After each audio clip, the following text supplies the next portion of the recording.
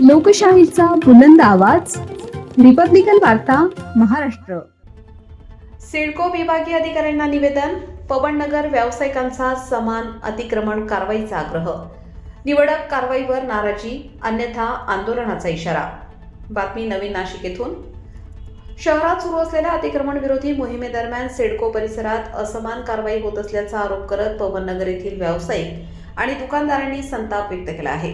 आज 25 मार्च रोजी दुपारी सुमारे 12 वाजता सिडको महानगरपालिका कार्यालयात विभागीय अधिकारी नानासाहेब साळवे यांना निवेदन देण्यात आले. व्यावसायिकांच्या मते अतिक्रमण विभागाकडून काही ठिकाणी कडक कारवाई होत असताना पवननगर भागात मात्र दुर्लक्ष केले जात आहे.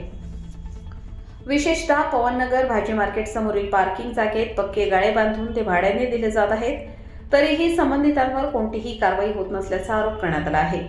या अनधिकृत बांधकामांमुळे वाहतुकीस मोठा अडथळा निर्माण होत असून सायंकाळच्या वेळी भाजी खरेदीसाठी येणाऱ्या नागरिकांना मोठ्या समस्यांना सामोरे जावे लागत आहे.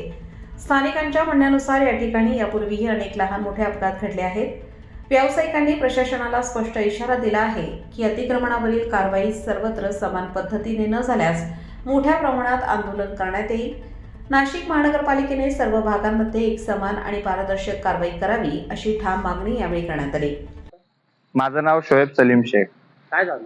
माझं पवननगर भाजी मार्केटला एक शॉप आहे आणि पवननगर भाजी मार्केटमध्ये माझी खासपर्यंत नाशिक महानगरपालिका आयुक्त मॅडमांना माझी विनंती आहे का पवननगर भाजी मार्केटमध्ये सतत कारवाई ही फक्त भाजी मार्केटच्या गाड्यांवरती आणि तिथल्या हातगाड्यांवर होत असते.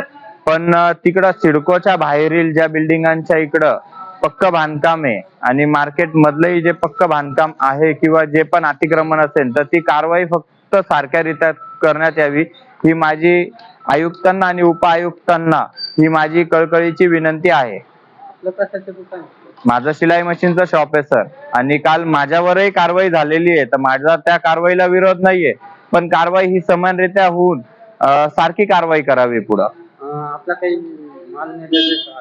हो, माझा सुद्धा बाहेर जे मी स्टँड ठेवतो शिलाई मशीनचं कारण की माझा 10 बाय 10चा गाळा आहे तर मला बाहेर थोडंफार का होईना सामान काढावं लागतं आणि त्या सामानवरही काल कारवाई झाली आहे तर मला कारवाईबद्दल माझा विरोध नाहीच आहे डायरेक्ट. पण माझं म्हणणं आहे जे लोक आज नगरपालिकेच्या जागेवरती लाखोने महिना कमवत आहे लाखोने महिना कमवत आहे तर तो तिकडं पण हे द्यावं. दरवेळेस गरिबांना आणि मिडल क्लास लोकांनाच हा त्रास सहन करावा लागतो तर त्रास जो झाला पाहिजे तो सारख्यारीत्या झाला पाहिजे. आपलं दुकान किती वर्षापासून? माझं आता मी स्वतः कमीत कमी 12-13 वर्षापासून शॉप सांभाळतोय आणि याच्या अगोदर माझं शॉप आहे कमीत कमी 35-40 वर्षाचं शॉप आहे माझं.